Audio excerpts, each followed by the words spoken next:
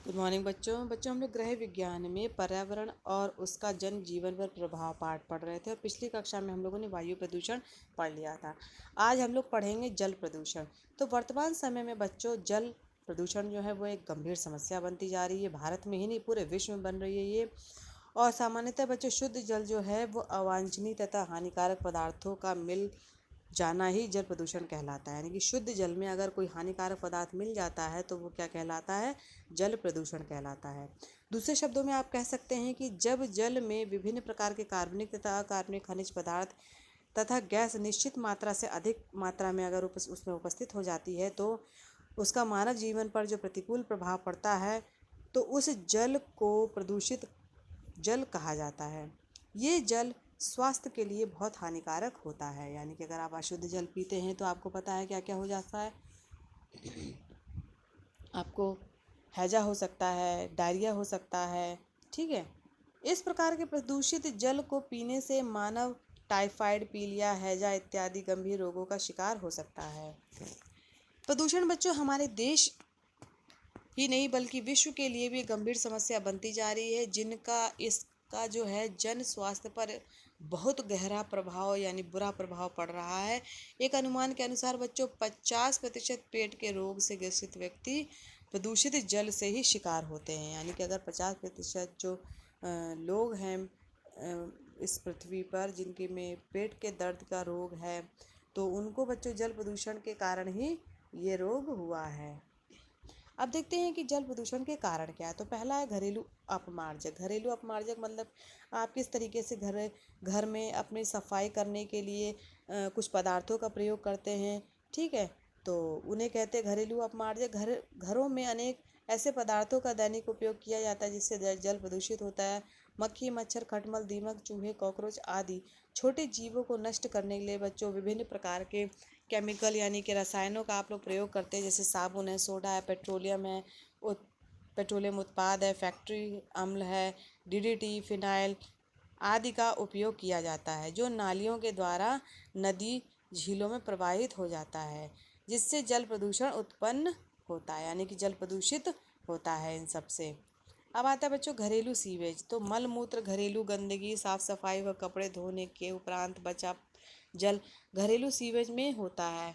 यानी कि जो घर में जो सीवेज बनाया हुआ है वहाँ पर जितना आपका घर का गंदा पानी सब वहीं पे जाता है। तो शहरी व ग्रामीण क्षेत्रों में उत्पन्न घरेलू सीवेज को इनके समीप प्रवाहित होने वाली नदियों में बहा दिया जाता है।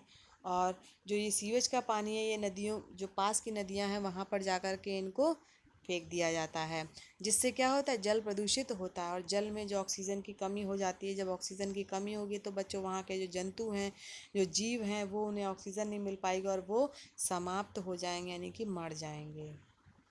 अब आता है बच्चों उद्योगों के अपशिष्ट पदार्थों। यानी कि उद्योगों में विभिन्न रासायनिक पदार्थों का उपयोग किया जाता है जिनसे अनेक विषैले रासायनिक पदार्थों का उत्सर्जन होता है। इनमें अम्ल, क्षार, साइनाइड, चमड़े एवं कागज उद्योगों से उत्सर्जित पारे के यौगिक, शीशे के यौगिक आदि प्रमुख हैं। ये सभी बच्चों जल को प्रदूषित करते हैं। यानी कि जो उद्योग हैं उनमें जो रसायन का प्रयोग किया जा रहा है वो सीधे सीधे उनका कहाँ पे निष्कासन होता है? नदी में, तालाब में। ठीक है। और वहाँ पे क्या कहते हैं कि जो जो जो भी जीव उस जल का ग्रहण करते हैं तो वो अपने आप ही बीमार हो जाते हैं। यानी कि जो उद्योग का जो अपशिष्ट पदार्थ है वो वहाँ पे डालने पे जल का प्रदूषण हो जाता है। नेक्स्ट आता है बच्चों ईंधन पदार्थों का जल में मिलना। ऊर्जा की आवश्यकता को पूरा करने के लिए बच्चों हम लोग क्या करते हैं? ईंधन का प्रयोग करते हैं। यानी ईंधन के पदार्थों को जलाते हैं जैसे कोयला है, लकड़ी है, पेट्रोल है, डीजल है इत्यादि। इनके जलने से उत्पन्न होने वाली जो गैसें होती है बच्चों विषैली होती हैं। राख जो है वो जल में मिश्रित होकर नदियों, तालाबों एवं भूमिगत जल स्रोतों को प्रदूषित करती है। कृषिजन्य प्रदूषण जो है वर्तमान समय में कृषि एवं वानिकी क्षेत्र में विभिन्न प्रकार के खाद्य जैसे कि नाइट्रोजन, फॉस्फेट के यौगिक एवं कीटनाशक पदार्थों का प्रयोग किया जा रहा है। और जब बच्चों वर्षा होती है तो क्या होता है? इन खेतों का जो ऊपर ऊपर की जो मिट्टी होती है जिसमें ये पदार्थ कीटनाशक पदार्थ आ चुके हैं वो परत जो है बह करके नदियों में और झीलों में, समुद्र में पहुंच जाती तथा जल स्रोतों का प्रदूषण होता है। नेक्स्ट आता है बच्चों रेडियोधर्मी पदार्थ। तो जो नाभिकीय ऊर्जा संयंत्र है या परमाणु परीक्षण होता है, उससे बच्चों कई सारी रेडियोधर्मी पदार्थ निकलते हैं जो कि जल को दूषित करते हैं। रेडियोधर्मी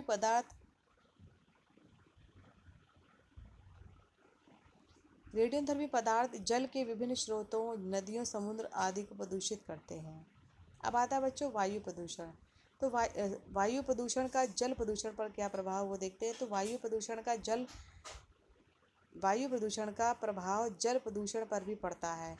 वायु की अशुद्धियाँ पृथ्वी पर वर्षा जल के साथ आकर जल स्रोतों को प्रभावित करती है, जिससे क्या होता है, जल प्रदूषित होता है। अब देखते हैं शव विसर्जन। ये हमारे हिंदू परंपराओं में क्या है, मान्यताओं में क्या है कि जब व्यक्ति मर जाता है यानी कि मृत्यु हो जाती है, तो उसके बाद उसके शव को हम लोग नदी में बहा देते हैं या फिर उसकी राख को हम लोग नदियों में प्रवाहित कर देते हैं, जिससे बच्चों जल प्रदूषित एवं दुर्गंध युक्त हो जाता है तथा स्वास्थ्य के लिए भी ये हानिकारक है। अब नेक्स्ट आता है बच्चों कारण है कि तेल द्वारा समुद्री प्रदूषण। तो खनिज तेल का परिवहन जहाज़ों द्वारा किया जाता है।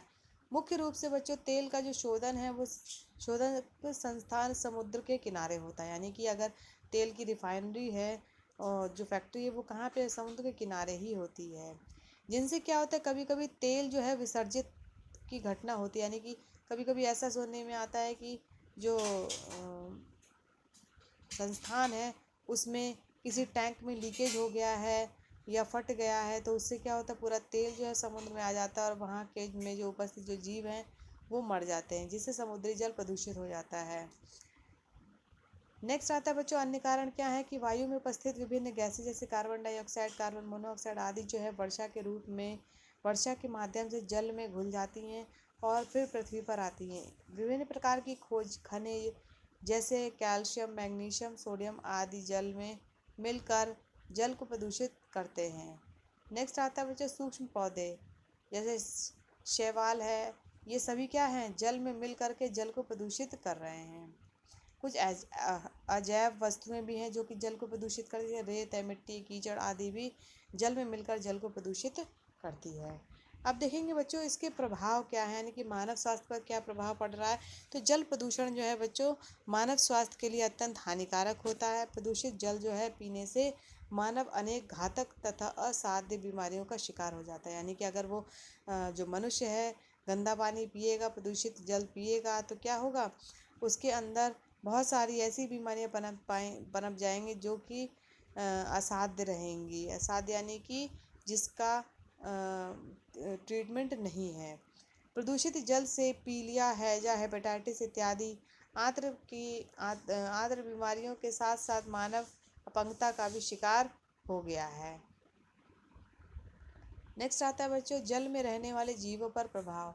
तो जल प्रदूषण का जल में रहने वाले विभिन्न जीवों जैसे मछली, मगरमच्छ, डॉल्फिन, व्हेल, घोंगा पर भी प्रतिकूल प्रभाव पड़ता है। जैसे जल में अगर विषैले पदार्थ आ जाते हैं तो क्या होता है, जलीय जीव एवं वनस्पति दोनों ही नष्ट होने लगते हैं। अब आता है बच्चों पशुओं पर प्रभाव क्या है। तो जल प्रदूषण का पशुओं पर प्रतिकूल प्रभाव पड़ता है। जब पशु नदी, तालाब, दरिया आदि का पानी जो है वो भी कैसा दूषित जल पी लेते हैं तो उन्हें गंभीर बीमारी हो जाती है और कभी कभी तो बच्चों इन पशुओं की मृत्यु तक हो जाती है। अब देखते बच्चों फसलों पर प्रभाव क्या है। तो प्रदूषित जल का जो फसलों पर भी प्रतिकूल प्रभाव पड़ता है।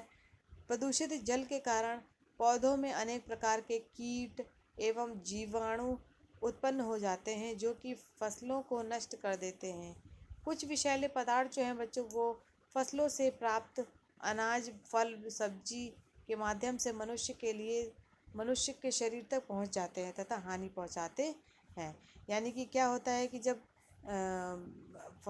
जो फसल हैं उसको सही रखने के लिए, कीटाणु मुक्त रखने के लिए कीटनाशक की दवाइयाँ डाली जाती हैं और ये क्या होता है फलों या अनाज या सब्जी के माध्यम से मनुष्य के शरीर में पहुंच जाती हैं। अब आता है बच्चों पर्यावरण एवं पारिस्थितिकी पर प्रभाव। तो जल प्रदूषण का पर्यावरण एवं पारिस्थितिकी पर भी बुरा प्रभाव पड़ता है। जल प्रदूषण के कारण वातावरण में या पर्यावरण में अनेक प्रकार के रोग उत्पन्न हो जाते हैं, जिसके फलस्वरूप वहाँ पर रहने वाले जो जीव जंतु हैं बच्चों मर जाते हैं या नष्ट हो जाते हैं। इसी तरह कुछ जीवों एवं प्रजातियों के अस्तित्व पर भी खतरा उत्पन्न हो जाता है तथा पारिस्थितिकी तंत्र में असंतुलन की स्थिति पैदा हो जाती, क्योंकि अगर एक भी पक्षी मर गया या एक भी जीव मर गया तो कितना बड़ा जो है डिसबैलेंस यानी कि असंतुलन उत्पन्न हो जाता है। अब आता है बच्चों जल प्रदूषण के नियंत्रण के उपाय क्या हैं। तो पहला है घरेलू अपशिष्ट पदार्थों का शोधन करना है, यानी कि इसमें जो मल मूत्र अपमार्जक पदार्थ है, विषैली दवाइयाँ हैं को बिना शोधित किए नदी या तालाबों समुद्र में विसर्जित नहीं करना चाहिए। यानी कि आपको जो है जो अपशिष्ट पदार्थ है, घर का मलमूत्र है, अपमार्जक पदार्थ है या विषैली दवाइयाँ हैं, इन सबको बच्चों बिना शोध किए नदियों और क्या कहते हैं तालाबों में नहीं डालना चाहिए। ठीक है। अब आता है कीटनाशक पदार्थों पर नियंत्रण। तो कृषि एवं वानिकी में प्रयोग होने वाले कीटनाशक पदार्थों का नियंत्रण प्रयोग किया जाना चाहिए। तो कृषि में गोबर खाद जैसी जैविक खादों का प्रयोग को बढ़ावा देना चाहिए, जिससे पर्यावरण को कम नुकसान हो तथा जल प्रदूषण भी कम हो। यानी कि जो कीटनाशक पदार्थ हैं इस पर भी हमें रोक लगा देना चाहिए, नियंत्रण करना चाहिए, ताकि इससे क्या हो, जल प्रदूषित ना हो। औद्योगिक अपशिष्ट पदार्थों पर नियंत्रण करना चाहिए। जो कारखानों हैं या उद्योग हैं उनसे जो अपशिष्ट पदार्थ निकल रहे हैं, रासायनिक पदार्थ निकल रहे हैं, उनको शोध पहले करना चाहिए, शोधित करना चाहिए, उसके बाद सीधे जल में छोड़ना चाहिए। ठीक है। अगर ऐसा नहीं करते तो इसके प्रति कठोर प्रतिबंध लगाना चाहिए। इसके लिए उचित कानून का निर्माण भी करना चाहिए। अब आता है बच्चों रेडियोधर्मी पदार्थों के विकिरण से बचाव, यानी परमाणु विस्फोट पर प्रतिबंध लगा देना चाहिए। रेडियोधर्मी पदार्थों के विसर्जन के लिए नई प्रौद्योगिकियों का उपाय नई प्रौद्योगिकों का उपयोग किया जाना चाहिए, जिससे ये रेडियोधर्मी पदार्थ अन्य पदार्थों को विषाक्त ना कर पाएँ। तो रेडियोधर्मी पदार्थों के विसर्जन के लिए समुद्र की गहराई सबसे उपयुक्त मानी जाती है। कि अगर आपको जैसे रेडियोधर्मी पदार्थ का विसर्जन करना है तो समुद्र की ऐसी तली पे, सबसे गहराई वाली तली पे जाकर के उसे वहाँ पे दबा देना है। नेक्स्ट आता है बच्चों अन्य उपाय। तो इन सब के अतिरिक्त कुछ अन्य उपाय भी अपनाए जा सकते हैं, जैसे कि सागर के जल में आणविक परीक्षण पर रोक लगानी चाहिए। यानी कि यहाँ पे एटॉमिक जो रिसर्च है वो नहीं होनी चाहिए। मृतक शरीर को जलाने के बाद राख को जल में प्रभावित ना करें, भूमि में दबा देना चाहिए। नदी तालाबों कुओं के जल को शुद्ध करने के लिए प्रभावित उपाय काम में लेना चाहिए। तो इस प्रकार आप जो हैं उपाय कर सकते हैं कि जल को कैसे प्रदूषण से रोका जा सकता है। तो धन्यवाद बच्चों आज की कक्षा के लिए।